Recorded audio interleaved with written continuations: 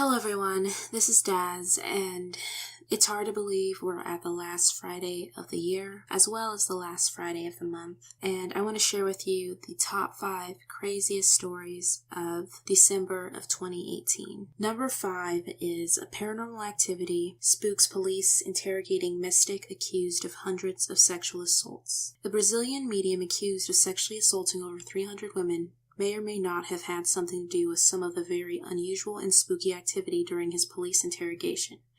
A series of unusual events took place during the 2-hour interview with João Teixeira de Faria, who is known as João de Jesus, John of God, on Sunday night in Goiânia, Brazil. Suddenly, the computer that was being used to transcribe the suspect's answers to the allegations seemed to have a life of its own, and the commands on the keyboard wouldn't work. Detective Carla Fernandez told Folha de Paulo. When the clerk tried to enter the medium's statement, the keys locked on a specific letter, and "oh" was recorded continuously on the screen for a few seconds. Police described a number of bizarre instances, including a computer crashing, a printer starting to print pages on its own, and a fridge blowing up. I plugged the lead of the air conditioner into an extension shared with the mini fridge, and the electrical wiring suddenly exploded, burning out the fridge. Everyone in the room screamed with fright, Fernandez said. It wasn't just the interrogation where the unusual activity was reported. As the media gathered outside the medium's house before he surrendered on Sunday, rumors spread about the evil spirits, and when a reporter suddenly fell ill, people feared there was some paranormal activity going on there too. Teixeira denies sexually abusing hundreds of women around the world, including his own daughter, under the pretense of healing through miracle surgeries.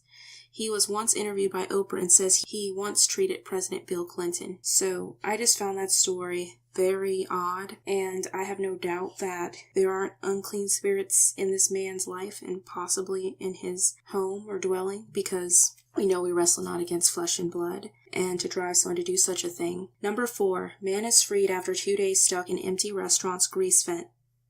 No one can say with certainty why the 29-year-old decided to climb onto the roof of the Chinese restaurant, strip off his bulky jacket, and slide down the greasy vent wearing only a thin t-shirt. Sergeant Ray Kelly, a public information officer for the Alameda County Sheriff's Office, told NPR the man had been less than truthful about his true intentions, but the objective seemed straightforward enough. He's a pretty slender guy, and based on the viscosity of the walls, coupled with the fact that he took off his clothes, he probably thought he was going to slide right down, Kelly said. It seemed like a solid plan until he got stuck. It turned out it wasn't a straight drop from the roof to the floor. After making it about 5 feet down the chute, the 5'9" man hit a turn in the vent, forcing him into a semi-crouched position with his arms reaching up, immobilized over his head. He stayed that way for 2 days. Trapped and unable to move in any direction, he started calling out for help, but his desperate cries were muffled in the layers of rancid oil that surrounded him until Wednesday morning, when he was discovered by the owner of a neighboring business. I keep hearing this, and I'm like, who can it be? Igor Campos, who owns Campos Tax Services in San Lorenzo, California, told KGO-TV.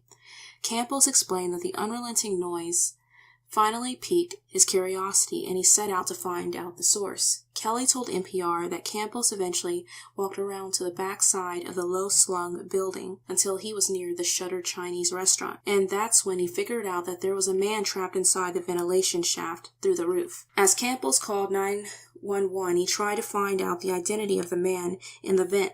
I kept asking questions like, "What's your name?" Campos said, and he said, "Just please help me, please don't hurt me." I said, "I'm not trying to hurt you, I'm trying to help you." So getting the stuck man out proved to be fairly complicated. The fire department had to figure out a plan of attack to get him out. We couldn't reverse course and pull him back up because the chute had sharp edges that would have cut him. Plus, he was covered head to toe in grease. It was like he had been dipped in oil, and we didn't want to yank him up and have him slide back down, Kelly said. In the end, firefighters had to dismantle the steel ducting. The weather, the position of his body, and the condition of the greasy vent had been brutal on the man. Given another day, there's a good chance he may not have made it. He might not have survived much longer, Kelly said.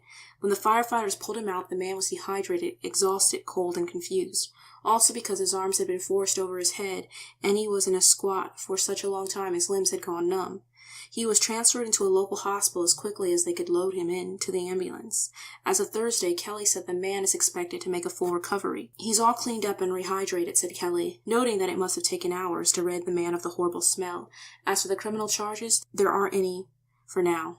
Sometimes suspects try to break into businesses to steal copper wire and plumbing and recycling for money. This appears to be something along those lines, but not every solution is jail, Kelly said, adding that a police report had been filed and that he may be charged at a later time. But we decided to be a little compassionate. We figured he'd been through enough, and it's in the holidays, Kelly said. So that story, again, we see how thievery can lead to a pretty tragic end. Well, in this man's case, at least he got out. But I got another holiday story, with it being the month of December. Number 3, Santa on the naughty list after swearing at children. The Santa, whose human alias has not been revealed, has been in his grotto at a family event in St. Ives, Cambridgeshire, when fire alarms were activated by smoke from another event nearby. Parents said the festive favorite had then ripped off his hat and beard and used the most vile language, shocking the dozens of children who had been waiting to meet him. One told Cambridgeshire Live people were in the process of vacating the building, and in came angry Santa, swearing, using the most vile language, ripping off his hat and beard with steam literally coming from his ears, not sure why he was so cross. Another parent said, "My friend's little boy was upset as his dad was carrying him when Santa told them to get the F out. We told our children he wasn't the real Santa. He was an imposter and will be going on the naughty list." Responding to the complaints, Festival Events St. Ives said Santa had immediately assisted in the evacuation of the building after the alarms went off at the Sunday event.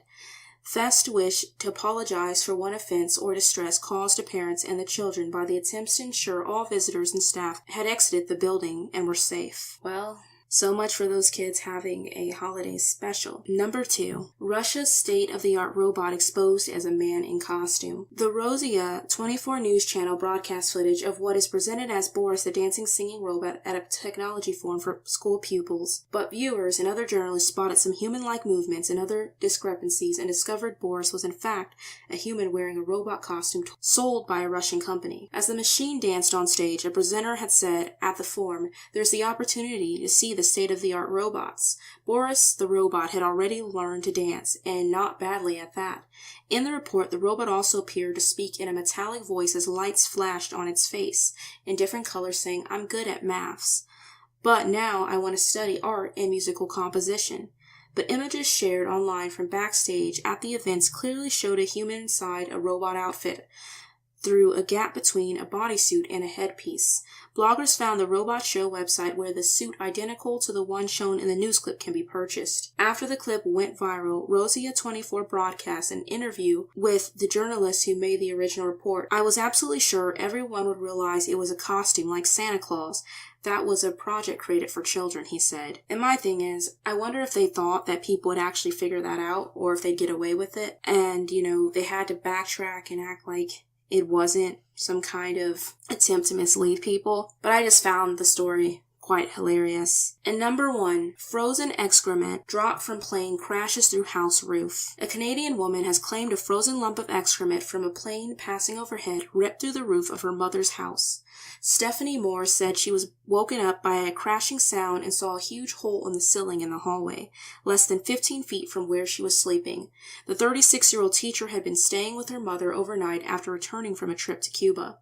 After the incident, she said she found a pink insulation drywall ceiling material and shattered bits of wood on the hallway floor in a puddle of water. In the morning, daylight could be seen shining through the hole, which was around 1 meter in diameter, and the crash had caused damage to the roof's planking and shingles. Miss Moore told CBC News, "At first I thought it was just damage to the ceiling.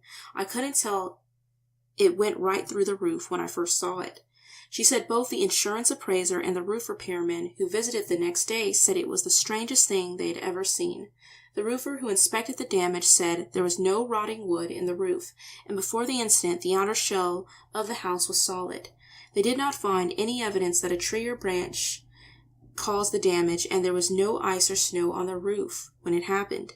The roofer said it was most likely to have been blue ice, a term for frozen excrement that can accidentally leak away from planes mid-flight.